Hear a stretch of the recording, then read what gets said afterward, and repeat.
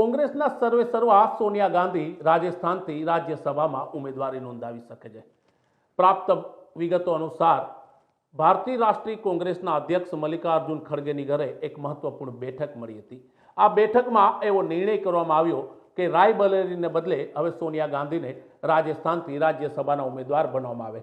આપને જણાવી દઈએ કે ડૉક્ટર મનમોહન સિંહ જે પૂર્વ પ્રધાનમંત્રી હતા તે રાજસ્થાનથી રાજ્યસભાના કોંગ્રેસના ઉમેદવાર છે। હવે તેમની સીટ એટલે કે તેમની જે સમય છે તે પૂર્ણ થઈ રહ્યો છે અને તેની જગ્યાએ પાર્ટી સોનિયા ગાંધીને મોકલે તેવી શક્યતાઓ સૌથી વધારે પ્રબળ છે। તો બીજી બાજુ એક નવા સમાચાર પણ મળી રહ્યા છે। કોંગ્રેસના મહાસચિવ પ્રિયંકા ગાંધી રાયબરેલી એટલે કે ઉત્તર પ્રદેશની બેઠક ઉપરથી 2024 લોકસભાની ચૂંટણી લડે તેવી શક્યતાઓ પણ છે।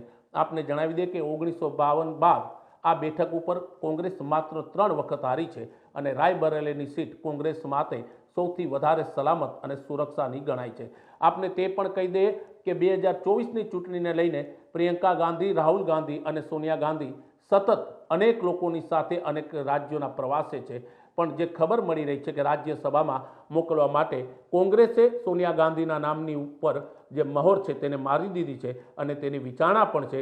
હવે રાહ જોવાઈ રહી છે કે સોનિયા ગાંધી હામી ભરે તો તેમને રાજસ્થાનથી રાજ્યસભામાં મોકલવામાં આવશે।